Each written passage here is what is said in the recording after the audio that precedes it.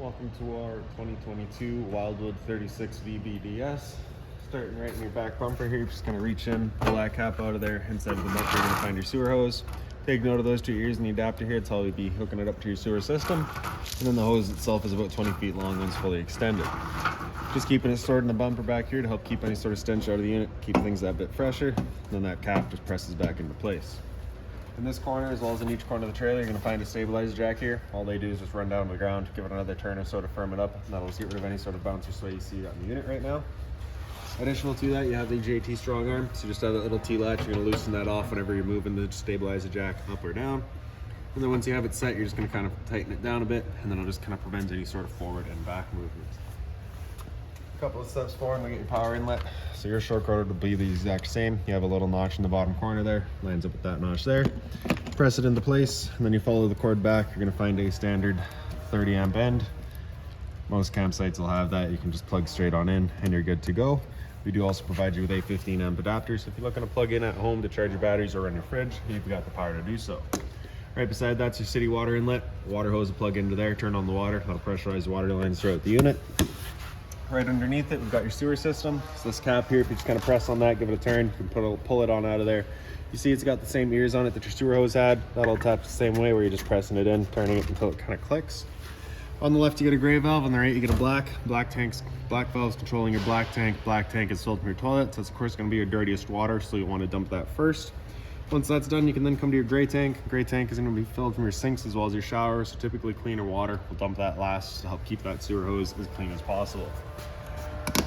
Kind of up from there, you'll find a black tank flush. So over time, you may notice that after having gone and dumped your black tank, your monitor panel is still reading a third or 2/3, whatever it may be.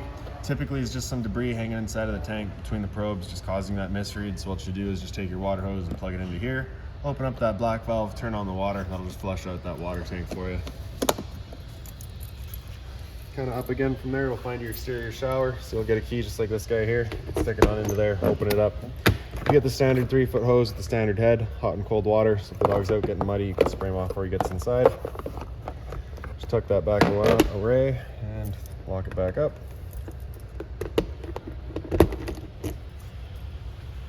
And towards the front, you'll find another stabilizer jack here. The only difference there is that the JT strong arm kind of goes towards the front and center.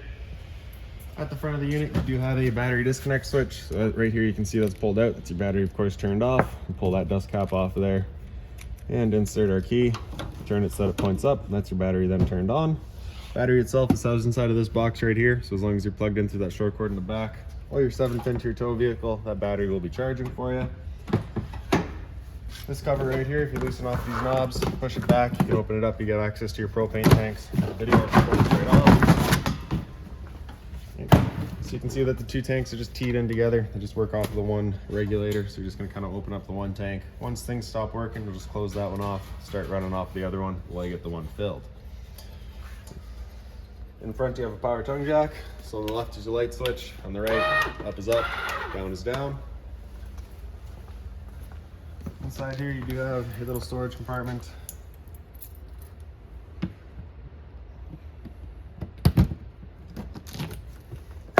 So inside of here, you're gonna find your water hose. Inside of that water hose, you'll find that perk adapter I was talking about. It's your 30 amp cord into there, 15 to a standard outlet. Here's your short cord. So as you can see, you do have the same sort of notches there, and then the 30 amp end. And then just kind of up on that front wall, you'll find some manual overrides. Those are just for your stabilizer jacks as well as for your front tongue jack. Patio entrance here. This will be, of course, to the front. We won't be using that today. Right beside it, we've got your hot water tank. So that keyway there, you line that up and then you can pop it on open. Your controls for turning it on with propane are just inside of the unit. Good for turning it on with electricity. It's down in the bottom left corner here. You just turn that switch on, it fires it up with electricity. Before you turn it on with either source, you just want to hit that relief valve there. If your tank were full, you'd get a little bit of water coming out. You just don't want to be firing it up empty just because you do run the risk of burning out your elements. So again, just making sure that it's full before you fire it up. Two exterior speakers out here. And your fresh water inlet kind of in between them. So that cap there, you just pop it off, water hose into there, turn on the water, fills up your fresh water tank. Drain for that tank is straight underneath. You just have that gate valve there. Just pull it open, allows it to drain itself out. exhaust for your furnace right there. So if you're ever running your furnace, just make sure it's not blocked off. It does get hot. Straight up from there, you're gonna find a vent for your stove. So of course, propane stove is gonna be putting off fumes whenever you're using it. So just make sure that your fan inside is turned on, evacuating said fumes. This guy just makes sure they got somewhere to go. Once you're done, ready to go traveling again, just kind of push it back shut. You'll kind of hear it click. And then that'll just prevent any sort of dust from kicking up in there. Cable and satellite outlets. I'm not gonna open that today. I will open that up after the video. And then a GFI protected outlets. And then right to the back of the unit, we'll have the same sort of little port here that we can open up. And this is gonna be your cable and satellite inlet. Now making our way inside through the back entrance here. So this is gonna be straight into our bedroom. The door is on a friction hinge, so it just kind of sits wherever you leave it. Grab that handle straight out, flip that last step over, and we can make our way in. Right on the left, you've got your converter. So if you just press the top and center, you get access to all of your breakers there. Whenever a breaker breaks, it sits in the middle, so just turn it off and then back on. All of your breakers on the right side. Whenever a breaker breaks, you'll get a little red LED right beside, sorry, whenever a fuse pops, you'll get a little red LED right beside it, letting you know exactly which one went. Up the wall from there, we get your light switch. Right beside it, we have your slide out switch. So press and hold out, the slide makes its way out. This is just gonna run the rear bedroom slide. The slide up front has its own switch. Once that slide's fully extended, we're gonna hear some clicks from the motors, just letting us know we've reached our stall.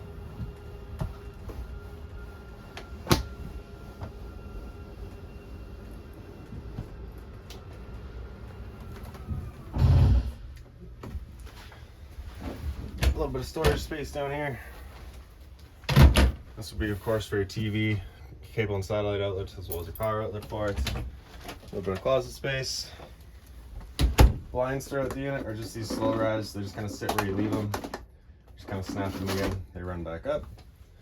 Pick up the foot of your bed. You do get access to a little storage compartment. Kind of right up top of your slide out here, you do have the little light there.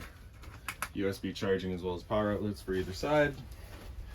Through this door into the bedroom, sorry, into the bathroom.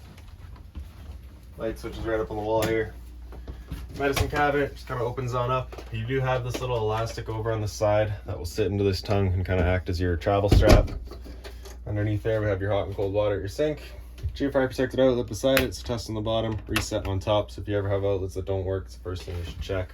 A little bit of storage over here. Toilet right below it. Flips on up, flushes on the right side.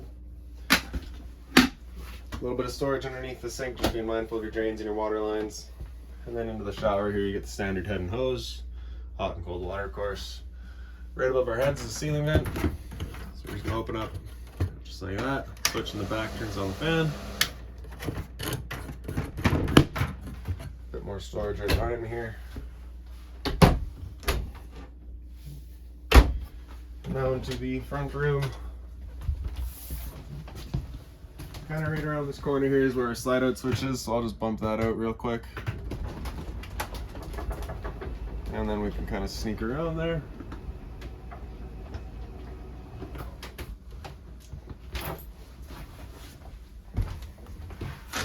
So you have this dimmer switch here, you can see it's just glowing. You're just gonna touch that and that'll turn on all your lights. If you press and hold, they'll dim down. Continue holding, they dim back up. Release at any point to just choose that level of lighting. Light switch on the right here does an accent light above your slides. The light switch on the left there does your awning light. We'll show you that once we have that open. Slide out switch is in the bottom left there. Press and hold out and it works just the same as the one in the back. Once it's out all the way, we'll just hear it click.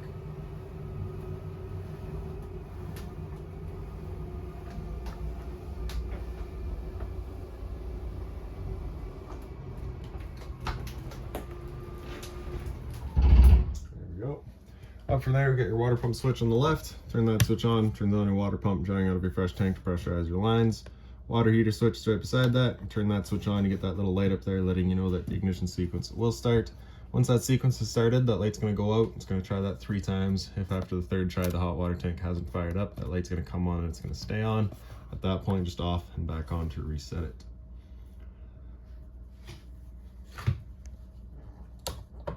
This is the first time we're using the propane system in a while, so it will take a couple of tries for it to fire up. So while we're waiting for that, just show you the patio door here. So you have your latch right there. Just undo that, open her up. Latch for the screen door. Then you have your assist on here, just up 90 degrees and it falls into place. Outside, we have the same step that you had in the back. We're just gonna pull that handle, flip the last one over. And then on the top there on the left, we've got your battery for your monitor systems here. So you have C for charging, G would be good, F is fair, L is low. Your fresh tank, as you fill that up, will go to 1/3, 2/3 and full. Same idea for your black and your gray tanks. Kind of down the wall from there, we've got your fire extinguisher. That's standard, pull the pin, point, shoot. Right beside it is your LP detector. Propane's heavier than air, it sits on the floor. That guy detects it, starts going off just like a smoke detector would. So that's our third try there, just completed itself, so I'll just reset that. If you do find yourself ever having issues with your propane system, I recommend starting with your stove, just because that clears the air out of the lines the quickest. So the bifold cover just flips on back there. Turn that knob over to high, hit it with the sparker, and just as it clears all that air out, you can see she fires right up. You can also hear that hot water tank going now as well. Once you're done, just turn it all back off. Cover comes back down.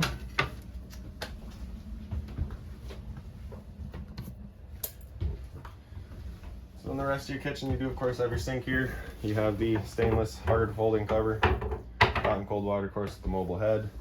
A little bit of storage underneath, just being mindful of your drains and your water lines. Bypasses for your hot water tank are just right back there if you're looking to winterize the unit yourself once it comes time. The active Susie here. Have all your drawer space nicely tucked away. Storage up top here. Microwave, pretty standard, just like home. Right underneath it, you're gonna find a light switch as well as the fan. This is the fan, of course, for evacuating any fumes with that flap outside opened up. For your oven, you're just gonna open it up, turn that knob over to the little pilot light symbol, hit the sparker a few times, and again, just as it clears the air out of the propane lines, see that pilot light get going in the back.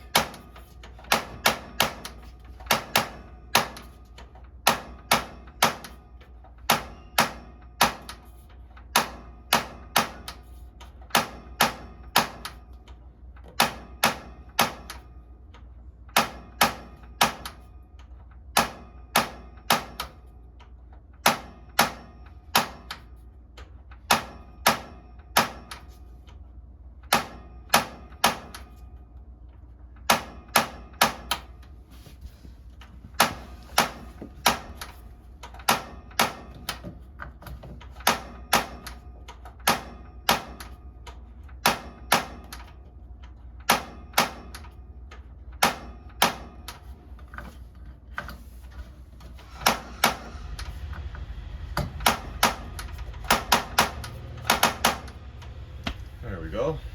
And once you have it going, you just want to hold the knob for another couple of seconds and you can release, turn up to your desired temperature, and she fires right up. Once you're done, turn it back down just a pilot. It'll hold just that pilot light for you, but if you're traveling or leaving the unit for a while, you just make sure it's right off. Button beside it turns on all your lights.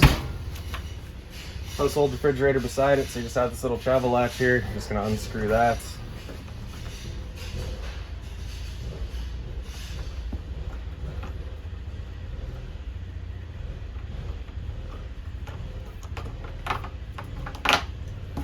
Your fridge up top, freezer up top, sorry, fridge down below.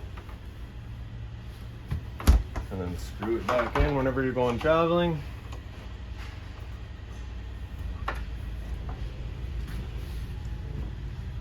Right behind me, you've got your pantry space. Around the corner from there, you're gonna find your thermostat. So that bottom bar there wakes it up. Press that button again, it comes into fan low. Fan low is just moving air around with the low fan. Fan high is just a high fan. Cool high is just a high fan moving all the time. Cooling in and out is needed. Same idea in cool low. Low fan in and out. It's low fan all the time. Cooling in and out is needed. Cool low auto is where it becomes on demand system, so it'll cut in and out as needed. Cool high auto, same thing, just now it's using the high fan. With the air conditioner going, you got two different options. You can leave these louvers here closed, in which case we'll be using all of our ceiling ducting to move the air, or you can open them up and it just dumps all of its air into the living room here. When you first get out to your campsite, you want them open, cool off this area ASAP, and then close them off to move the air throughout. After cool high auto, you're gonna hit the bar again, comes down into heat, turns off the air conditioner, turns on your furnace. Furnace moves its air through all your floor registers. After heat, you hit the bar again, comes into off, turns everything off. In your lounge here, you can see you've got the advertisement there, so you can see all the different setups for your Versa lounge. Basically the key piece to it being this piece right here where it's got the bars that come down, sit into the little pockets. You got the same pockets back here, so you can kind of flip it around, finding your dinette or your lounge, whatever you like. The couch here also folds down and kind of create that whole bed area. And there's also lights in your slide out there just on their own little center push buttons. Underneath is a little bit of storage. You can see the owner's already got some of their accessories in here. Entertainment area, so of course the TV mounts up here, power outlet for it. The unit is also prepped for Wi-Fi. Antenna outlets down below it, so you can see that antenna is currently turned on, signified by that green light. Turning it off, you just hit that button there, just turns it off. Cable and satellite outlet right above it. Stereo here, pretty straightforward. The only thing I'm going to go over really is zone 1 is the soundbar itself. The zone 2 is your outside set of speakers. Fireplace, pretty straightforward. Power button on the right. Kind of just go from there, pretty straightforward. Front bedroom, light switches on the left. Emergency exit here. You pull that red tab to get rid of the screen. Take this handle there, throw it outside, hop on out. And then you have kind of the fold-up lounge here. So because of this tongue right there, you do kind of have to make sure that this is your first one up and the last one down. This one being, of course, the opposite, just so that they don't kind of collide with each other. Right? So just kind of flip up, kind of create up your open space. This guy here also flips over. You'd take the mattress then with it. Then you have your bedding area. So top all that. So a little bit of storage down here. And that's about it. So if you've got any other questions on the unit, please feel free to give us a call, 204-237-7272.